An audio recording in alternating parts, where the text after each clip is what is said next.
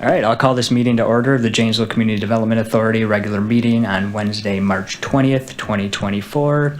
Kelly, if you could do a roll call, please. Sure. Dobson. Here. Baumgartner. Here. Williams.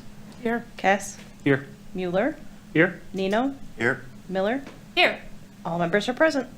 All right, thank you. And then items 2, 3, and 4 will be approved by consent unless any CDA members want them pulled for questions. Okay, doesn't look like it.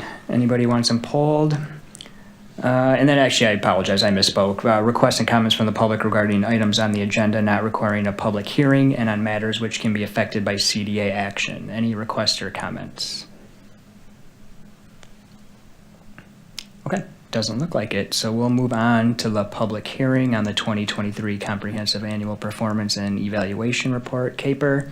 And Kelly will just give a brief overview. Sure. So no action is required by you tonight. Essentially what the CAPER is, it's a report card that we submit to HUD every year to discuss what we've done over the prior year with the funds that they have provided to us. Just a couple of challenges to note. We have started to budget some of our funds for affordable housing. That has become difficult for us with the cost of construction. Estimates are over the last 3 to 4 years, cost of construction's gone up 300 to 400%. So what used to be a really good award for a developer from us is not so much anymore. So we're working through some things to pair those funds with other funds, both local and state funds. So that is one of our challenges. And then secondarily, HUD does put a cap on the purchase of any home using our funds for our down payment and closing cost assistance. So the maximum purchase price for any home that we can assist with is $209,000. As you look through anything that's listed these days, you're going to be hard pressed to find something that's under 209. So that's become a challenge for us as well to try and assist folks with that down payment assistance on first homes. Then I will open the public hearing on the 2023 Comprehensive Annual Performance and Evaluation Report. Anything from the audience? All right, so it doesn't look like it, so I will close the public hearing. And then any questions or comments from the CDA? Kelly, do you feel like any of this is likely to change, given the consistent lack of funding, the cost of housing, the cost of rehabilitation, the lack of contractors that are willing to do the work for these lower monies? I would love to say yes, that we have the solution for that. I think it will remain a challenge for us. I think utilizing those funds through other city resources like tax increment financing and the extension districts, things like that, potentially pairing it with WIDA funding. They have some new programs that are just coming out. I think all of that together can make some projects work. We are working pretty diligently with 2 or 3 developers for affordable, so fingers crossed those come forward. Has the city looked into doing a project like what the city of Beloit is doing with the downtown area and TIF districts for renovating the upper parts of downtown buildings for housing? We have. What they're utilizing is my understanding, and I could be wrong, but my understanding is they're using that tax increment financing 1-year extension funds. So essentially what happens is once a TID can close, they leave it open for 1 more year. All of that increment is then held and can be used for affordable housing. We've done that over the last probably 10 years of closures. The difference is ours has only generated about 1.5 million and Beloit's has generated significantly more. So we're doing the same things, we just don't have the same amount of money. But as those TID districts continue to close, we will certainly encourage the city council to leave those open for 1 year.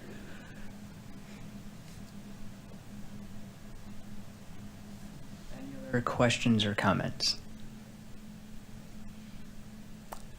All right, thank you. Then we'll move on to the 2023 Annual Fair Housing Accomplishments, and Kelly is up again.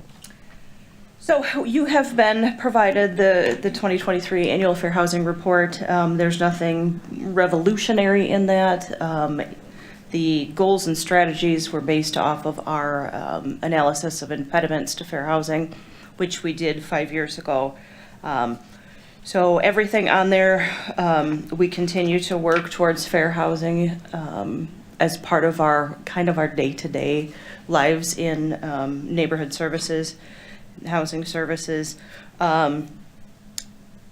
We have struggled with trying to hold any kind of educational programs. I think in this day and age, people just, number one, don't want to come out to anything in person. And if we do it in a virtual format, we've not had a lot of success with that. So we will continue, but I will tell you that our dedication to fair housing certainly has not waned.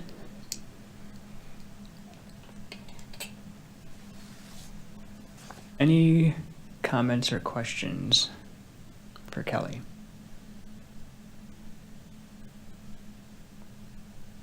All right, and then move on to Director's Report. Kelly. It's the Kelly Show today. It is. Just a couple of updates for you. The Home Consortium has decided on a consultant that will help us with our next 5-year consolidated plan, as well as our next analysis of impediments to fair housing. Once all of the jurisdictions have approved that agreement between the agencies, we will start working on the data gathering and the focus group meetings and things like that. So we're really encouraged. This group is out of, I believe it's North Carolina. It's someone we have not worked with before, but we're very excited to work with them. Not only do they do this as a consultant basis, they actually run the programs. So they're really kind of boots on the floor, boots on the ground. So we're excited. Second, we have begun our data conversion for the new rental assistance program. That's going a little slower than we had thought. Our old system does not dump the data like the new system wants it, so it's taken a lot of manipulation of that data. But we'll get there. I think we're almost done with what they need, and then we will work towards our implementation. Just to remind you, once we have that, it will be much more streamlined for both our participants and our landlords, where they will have their own portal to go into. They'll be able to complete their annual paperwork online as opposed to coming into our office or sending it to us. And landlords will be able to go in and see all of their payments and who they were attributed to, and it will just be a much more modern process than what we use now. So we're looking forward to that. We are continuing in housing to assist those individuals who have been displaced recently.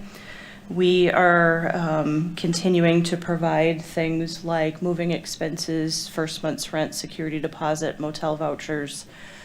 We are working very closely with ECHO. They're acting as our fiscal agent, whereby folks will be able to pick up checks at ECHO at that time that they can connect with other services. ECHO has a couple of housing navigators that can help them at least try and find new housing. We do have folks in every stage of that. We have folks that are already relocated and already in new homes, but we also have some folks that are still out at the motel and do not have a lot of prospects. So we're still working with all of those folks. I think that's all I have for you. Thanks, Kelly. And then we'll move on to CDA announcements, limited to CDA member activities, memorials, and non-political community events. Discussion of matters related to governmental business is prohibited. Any announcements from anyone?